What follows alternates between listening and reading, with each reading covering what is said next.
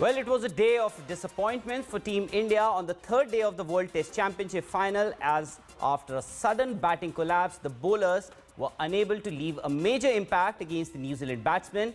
However, it's a fresh day and we will hope for better results on the day. Hello and welcome to this special broadcast of the Ultimate Test. I'm Rahul Rawat, and over the next half an hour, I will be joined by former India captain Sunil Gavaskar and from Southampton, and our consulting editor Boria Majumdar joins us from Kolkata. But first, a look at how the Indian bowlers were found wanting against the New Zealand batsmen after Virat Kohli's boys were shot out for 217 in their first innings. Conditions were tailor-made for fast bowlers. Good start, movement there.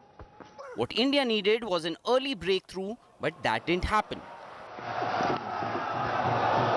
Pacers were found wanting, or if we could say, the New Zealand openers didn't let them get into the groove. Leaning into the drive. It took more than 34 overs for India to get their first wicket. And finally, when it did come, it wasn't a pacer, but a flighted delivery from Ashwin that drew Tom Latham forward, which got India their first taste of success on an otherwise disappointing day. Just over. Mohammad Shami did get a few edges off the blade, but they flew over the slips, raising the frustration levels of the Indians. Still living, unfortunately, from 2018. Yeah, he hurries batsman, doesn't he? The ball seems to nip off. Bumrah was the most surprising of the lot and did not look the kind of bowler he's been in the last 3 years. The Indian pacers perhaps are hit-the-deck kind of bowlers, and the conditions were more suited to swing bowling that the New Zealand bowlers exploited better.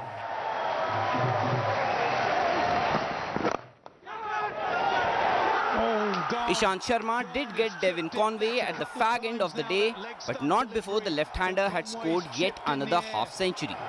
They deserved that wicket, India. Probably not how they thought they were going to get it, but the pressure was building. Another mediocre performance from the ball, and India may fall further back in this World Test Championship final. Ishant Sharma's convinced. Rishabh Pant not convinced. Sports Bureau, India Today. A few yells of catch it.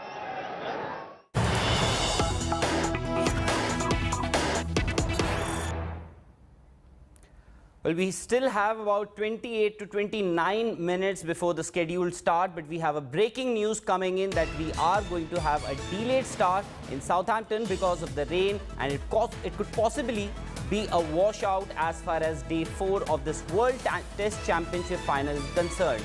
Remember, the opening day of the test was washed out due to rain, and although there is a reserve day for this all-important final, the chances of a result could evaporate gradually if there is no play today. I'm joined by former India captain and one of the greatest of all time, Sunil Gavaskar, who is there in Southampton. Sunny bhai, if you can hear me, is it a good morning, and what exactly is the weather forecast there?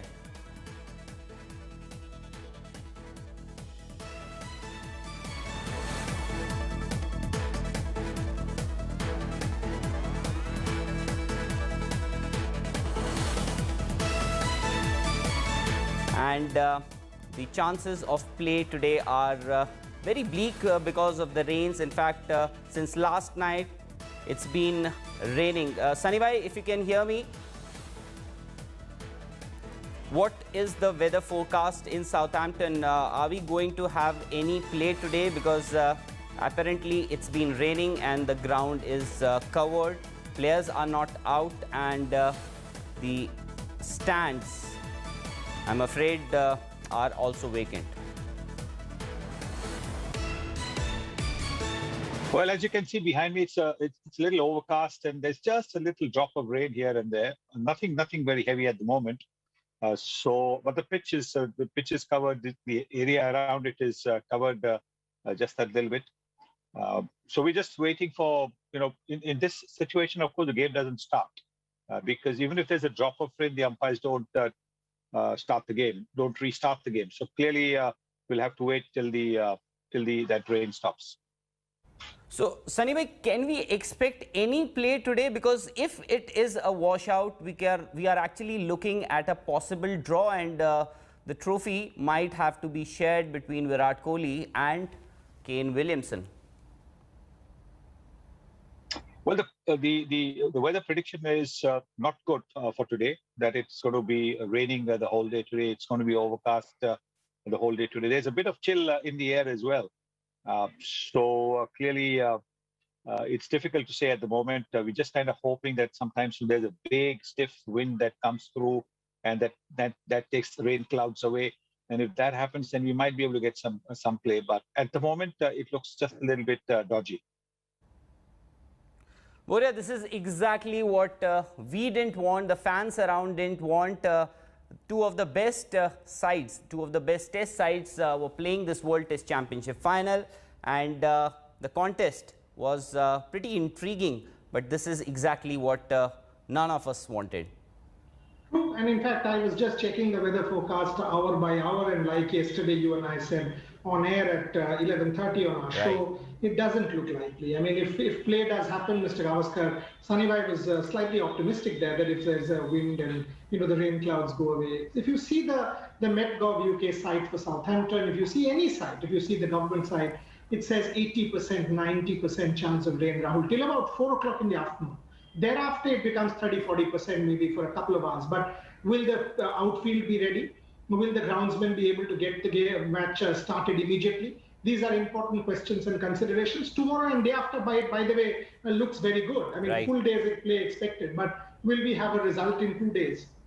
Is something we have to wait and see. I, for one, will be very surprised if we get any game today. If we get a result? If we get any game today. Any game today, yes. The weather forecast isn't too good. Weather forecast says is that it's going to rain the entire day. So the rain first has to subside, and the conditions, the ground conditions have to be improved. No ground stuff at the moment. The entire ground is covered with the pitch being covered by the hovercraft. But also we have to discuss how the 2 or 3 days have panned out for India. Sunny bhai is also with us, Boria. I'm going to ask Sunny bhai, the Indian bowlers, were they found wanting? What could have India done differently in terms of their bowling? Because at the end of the day, New Zealand finished at 101 for 2. Well, it can be a collapse, but still, the pacers were found wanting. Well, I think what they could have done is maybe pitch the ball a little further up, because they were getting the ball to go past the bat, but that happens when you have that short of a good length where the batsman can withdraw the bat at the last moment, like Tom Latham was doing for most of the time, and even Devon Conway was letting the ball go at the last moment. But you pitch the ball a little further up, then you can get results, as New Zealand did. New Zealand did pretty much the same thing that the Indian new ball bowlers did on day one. They also pitched it on just short of a good length, not the driving length. And the moment they pitched it the driving length, then the batsman got into trouble. And, India lost 7 wickets for not too many, and they collapsed for 217 all out. So I think that's exactly what the Indian bowlers need to do. The Indian bowlers need to bowl just the same length that the New Zealand bowlers bowled yesterday first thing. Boria, New Zealand, they learned from their mistakes on the first day or the second day of the test match. New Zealand, they bowled a bit short, as Sunny bhai also mentioned, but they came back well the next day and bowled further up. The Indian bowlers, perhaps they could be better in conditions which are helpful for seam bowling, but these conditions, they were struggling. They will be. I think 2 things.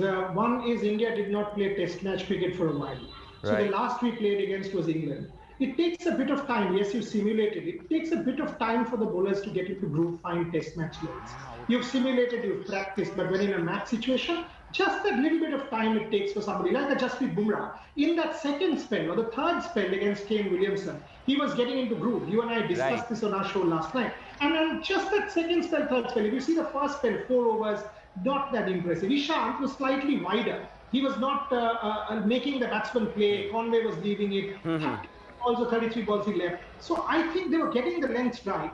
just when the match was stopped for bad light. That last half an hour, if India got that, I said it yesterday, I'm saying it again, we might have gotten 2 more, 124 game difference. So that's the thing, that may be a shade fuller, as Sunny Bhai said, and just that little bit of game time, test match time out in the middle. When you step out today or tomorrow, they will hit the legs because they are an experienced attack and a top attack. There's no reason to believe they will not hit the legs. And it's just 2 balls. You need to get into that middle order, and under helpful conditions, batting will never be easy. Whoever you are, however much you can be in, even Virat Kohli found it. So there's no question that India will still have a chance whenever the game starts. Right, Boria, it is all about ifs and buts. What if those edges that flew off from the blades of New Zealand batsmen had gone straight to the slips of Mohammad Shami? But as far as Indian batting was concerned, in their first innings, after second day's play, they were 146 for 3. But the next morning, they collapsed. It was a major collapse, like a house of cards. 7 wickets they lost for just 71 runs. Take a look how this Indian batting fared and how well Kyle Jamieson, just 18 test matches old, bowled in that third day's play. Kohli and Rahane, 2 senior players. Disaster struck early for India. Now close and... Virat Kohli out leg before to Kyle Jamieson without adding a run to his overnight score of 44.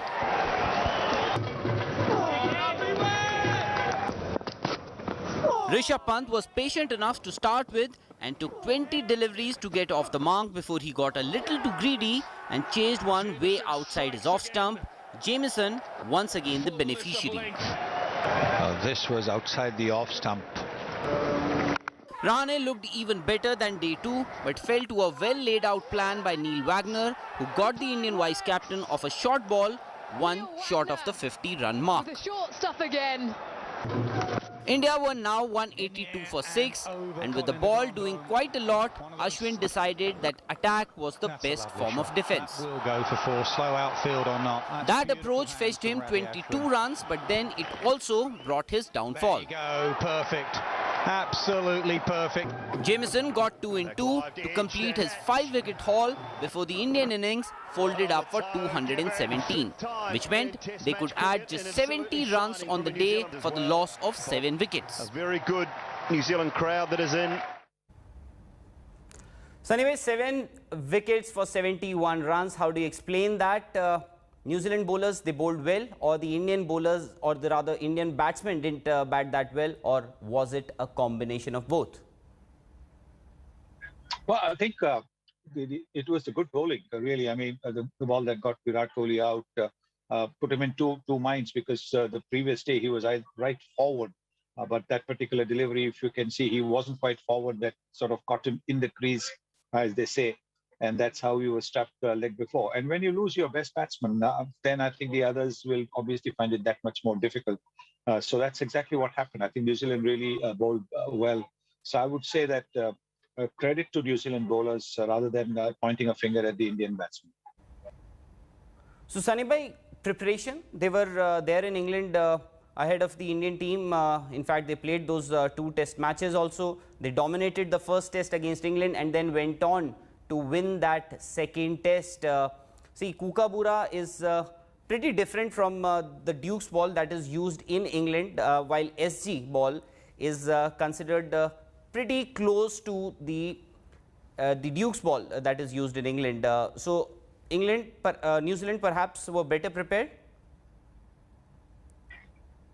Well, I mean, these are things that were not really in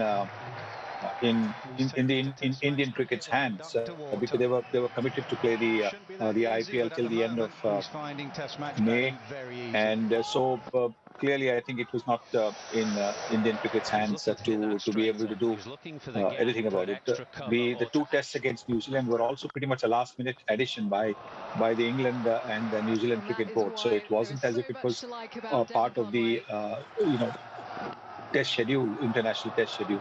So that's one of those things, I would imagine. Boria, what's done is done, can't be undone. But what the Indian team needs to do next? is get the New Zealanders out tomorrow. Simple. I mean, get that first star, a decisive first star. If you bowl a decisive first session, you have the bowling attack to enshrine a collapse.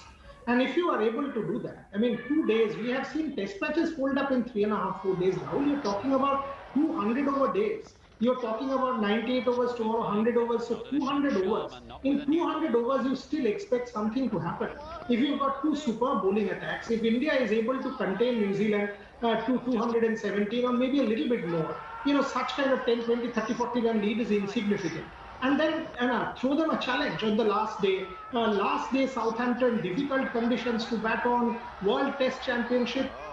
Anything can happen. So what India needs to do is have a decisive first session tomorrow morning when we expect play to happen. That's what you need to do. Because if that doesn't happen, chances are, even at this point in time, if a whole day's play is wasted, I will put it this way: 50 to 55% draw, 25 to 30% New Zealand, 20 to 25% India, because I still think the two teams are close, and it takes two balls in the first 5, 6, 7 overs by Bumrah, Shami and Ishant to get 2 nicks, and we are even Stevens again, and that's going to happen. Trust you me, this Indian bowling attack time and again has come back. They will do so again.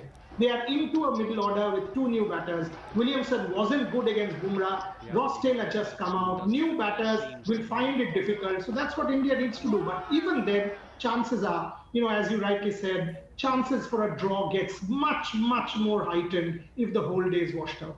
That's right. But if New Zealand are to win this test match, Boria, they have to bat just once. As of now, 101 for 2. Well, Indian bowlers would like to get them out as cheaply as possible whenever the game or the play resumes. But there's another problem, Sunny bhai, there's this problem plaguing Indian cricket for quite some time now. That is their tail enders aren't able to perform the way the opposition teams do against the Indians. Cricket is far more professional these days. So some emphasis has to be put on the lower order batting. Well, I mean, that's not a recent problem. That's been a problem with Indian cricket since Indian cricket started in 1932. 1932 also, India had the England team on the ropes in the first ever test match that India played. They had 5 wickets down for, I think, something like 80 or 90. And then the last 5 batsmen helped England to add, I think, 150 or 200 runs or thereabouts. So that's been something that's been there with Indian cricket for quite a while. And it can happen because as regular batsmen get closer to the ball and therefore get the nicks, get the edges. On the other hand, batsmen who are less accomplished, say those who are only bowlers, they don't necessarily get closer to the ball, and therefore they play and miss, or they get wrapped on the pads, but they survive.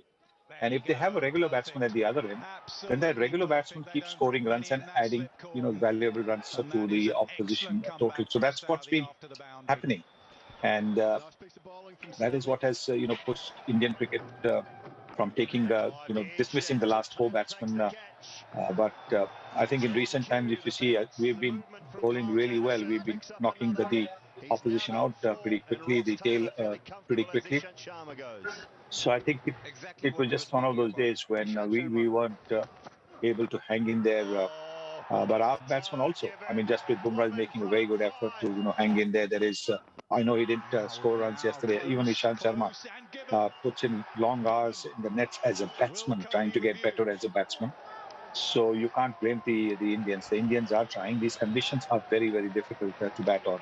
I mean, if your top order batsman didn't get runs, I think it's a little bit optimistic to think that your numbers 9, 10, 11 are going to score the hundreds. Sunny bhai, you mentioned about Jasprit Bumrah. I'm sorry, but he looked off color to me. Not just in this match, but lately, even in the IPL matches, some of the matches that he played, he looked a bit off color. I don't know how you would assess that. Well, no, I don't think it is so. I mean, there are times when bowlers are going past the outside edge of the batsman, and they don't seem to have the luck going sometimes for them. I think that is what's happening. He's really giving it everything. You can see from the way he's coming in, bounding into ball, the way he's bouncing the batsman, the way he's going past the outside edge. He's just not having the luck at the moment. Well, the World Cup victories have always been inspiration to many. The finalists at this World Test Championships are already an inspiration to many. But what about their inspirations? Let's find out who the likes of Rishabh Pant, Jasprit Bumrah idolized when they were growing up. Take a look. Very difficult question to answer. If I have to name one, it will be very difficult. I think it's Adam Gilchrist because he is also a wicket-keeper batsman and I used to watch him when I was a kid. I've always enjoyed watching Andrew Symonds, just the way he bats and bowls and goes about his business. There are a lot of players who I admire. So Glenn McGrath would be one of them who I've looked up to a lot and I really admire a lot. Top of my head, I've got to go Alan Donald. Watching as a kid growing up, he's the guy who made me fall in love with bowling, especially fast bowling. From the Indian team, I've always followed Rahul Dravid, Sachin Tendulkar and Sourav Ganguly. It's got to be Sachin Tendulkar. Look, I'll probably have to say Sachin. Must say Sachin Tendulkar. No, I think it's just one of those reasons why I got inspired to play the game. And my first ever test match that I watched live was where Sachin got 100 in Chennai. I used to love watching him growing up, the way he played. I mean, the runs he scored for India was pretty impressive, and I certainly looked up to him as we were growing up. I still remember that Sharjah Cup and then he was playing that straight drive. So you don't need a bigger motivation or inspiration to play the game. All right, so the update from Southampton is that it's been raining since last night and the chances of any play today are very, very bleak. Boria, not fair to have joint winners rather, you know, India has already shared an ICC trophy once with Sri Lanka. That was the ICC Champions Trophy. Here also, if they have to share, or even New Zealand for that matter, they should increase it to a 3-test series now. Nothing in this world is fair, Rahul. Nothing in this world is fair, and something eerily strange is happening. Sourav Ganguly and Virat Kohli, both inspirational leaders, mentor kind proteges, similar kind of leaders. Saurav's ICC Championship luck, 2000 in Kenya, 2002 in Sri Lanka joint winners, 2003 World Cup finalists. Virat Kohli, fingers crossed, shouldn't go down that route. We have the World T20 left. But this one, based on pragmatism, you are right. It is going down towards that, but you need one inspirational spell by someone, and you can still make a match of it. In England, 2 whole days of 100 overs each, decent weather tomorrow and day after in Southampton. It's showing sun as well. Right. I still expect both these teams to dive deep and make something of it. But yes, realistically, 50% chance of draw and them being joint winners. Well, that's right. Let's pray that we do have a game today, tomorrow and day after, although chances today are very bleak. Hopefully, we have a game and hopefully it's the India that wins this World Test Championship final. Thank you, Mr. Gavaskar and Boria. That's it from here. Keep watching India Today.